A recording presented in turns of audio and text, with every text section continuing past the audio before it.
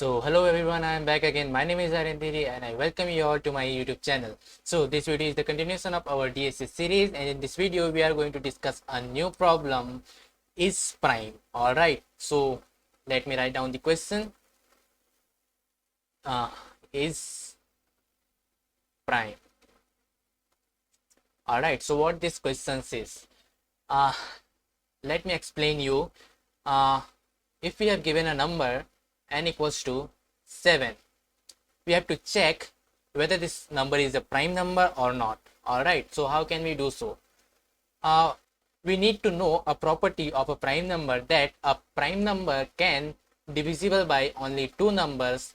One is 1 and another is the number itself. Alright, so the number which can divided by only 1 and the number itself is a prime number. Alright, so how can we find the number? So how can you find the how can you check whether the number is prime or not?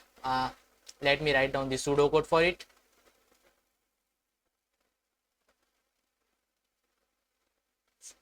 Alright, so if you observe something, when I'm saying that the number can be divided by only two numbers, that means the count of divisors will be 2. Alright, so we have to count the number of divisors. If the number of divisors are 2, that means the number is prime number. Alright, so let me write down the code. We will maintain a count variable where we will maintain the number of counts, number of divisors. Alright, so we will run our for loop from I equals to 1 to the number. Alright, so what we will check here, if n modulus I is equals to 0, what I am trying to say, if n modulus I is equals to 0, that means this number is divisible by this I. Alright, so what we will do, if this condition is true, we will increment the number of counts. Alright, and then after completion of this while loop, what we will do, simply we will return if count is equals to 2.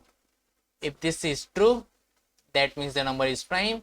If this is not true, that means the number is not a prime number. Alright, so let me write down the code for this. Alright, so let me write down the code. So we have to maintain a count variable.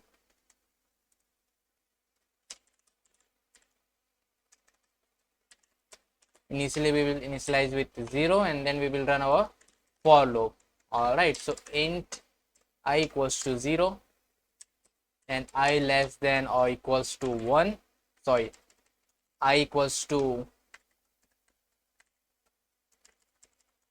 1, and I will go till n, and then we will increment I.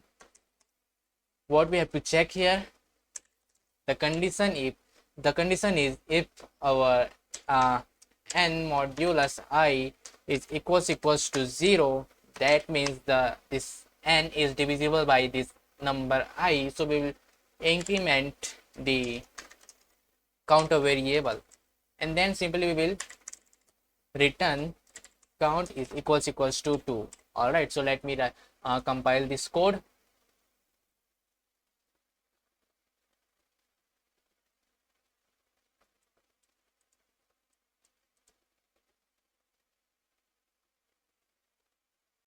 So here you can see that our test case is successfully submitted. Now let me submit the code.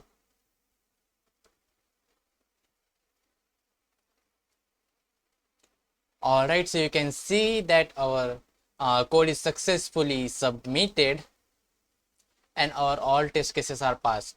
Alright, but I want to show you the optimized approach, because this is not the optimized approach. Alright, so let me show you. If you have watched my previous video, I have explained you about the concept of root, under root, n, where I was explaining that you don't have to run your for loop from I equals to 1 to n. If you run your for loop till root n, it will work. You can find all the divisors in this range. All right, so we will use this approach. So let me optimize this. Optimized approach will be, obviously we will maintain a count variable, and then we will run our for loop from I equals to 1 to under root n. Then we will check if n modulus I is equals to 0, then we will increment the count variable, and then we will check if I is not equals to n by I, then again we will increment the count variable. All right, so if you have watched my previous video, this code will make sense to you. All right, so let me show you the code. All right, so let me modify this code only. We will have to run this code, we will have to run this loop till square root of n. Then we will check here if I is not equals to n by I, then again we will increment the count variable. All right, so let me run this code.